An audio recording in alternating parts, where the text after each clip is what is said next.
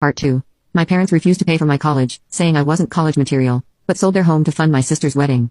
Years later, they showed up at my penthouse, begging me for $150,000. I smiled and said, I don't loan money on principle, remember? The interview wasn't easy.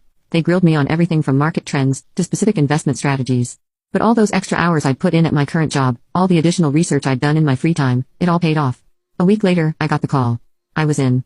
From day one, I threw myself into the work. While others went home at 5, I stayed late, developing new investment strategies and refining my project proposals. My first major project was managing a portfolio for a mid-sized tech company. When it yielded a 40% return in the first quarter, people started noticing. Stella, this is exceptional work, my supervisor said during my 6-month review. Along with his praise came a bonus that was larger than my entire year's salary at the previous company. But it wasn't enough. I worked harder, took on bigger projects, and built a reputation for turning struggling investments into gold mines. The bonuses kept getting bigger, and I had a plan for every penny. 2 years after starting at Maxwell, I walked into a luxury car dealership. The salesman probably thought I was lost, until I pointed to their top-of-the-line model and said, I'll take that one. An hour later, I was pulling up to my grandparents' house in a gleaming new car, complete with a giant red bow on top. Grandpa's jaw dropped when I handed him the keys. But I wasn't done. The next month, I closed on a stunning apartment in the Heights, the most prestigious new development in the city. Floor-to-ceiling windows, marble countertops, and a view that made you feel like you owned the whole city. It was everything I had dreamed of, a tangible symbol of how far I had come. I was walking out of my building one morning, coffee in hand, when I heard a familiar voice. Stella? Grace stood there, dressed in designer workout gear, looking like she'd seen a ghost. What are you doing here? She asked, her voice laced with disbelief. I took a slow sip of my coffee, savoring the moment. Oh, I live here, I said casually, pointing to the penthouse level of the building. Just bought it, actually. The look on Grace's face was priceless, a mixture of disbelief, shock, and something else. For the first time in our lives, I saw envy in my perfect sister's eyes.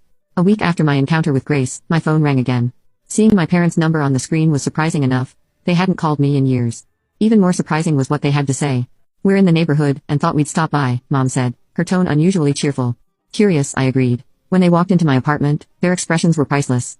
Mom's eyes darted from the panoramic windows to the designer furniture, while Dad stood awkwardly in the entrance, as if afraid to touch anything. This is quite impressive, Mom managed, running her finger along my marble kitchen counter. You must be doing very well for yourself. I am, I replied simply, offering them seats on my Italian leather sofa. They exchanged glances before Mom cleared her throat. Well, we actually have some news. Grace is engaged to Thomas. They announced it last month at the engagement party. An engagement party I hadn't been invited to, of course. They're planning the wedding for 6 months from now, Mom continued, her voice taking on that familiar wheedling tone from my childhood. We've offered to pay half the expenses, as is traditional. Dad shifted uncomfortably. But it seems the total budget is, well, it's $300,000. I nearly choked on my water. $300,000? Thomas's family has certain expectations, Mom explained quickly. They're very prominent in the community. We announced we'd cover half before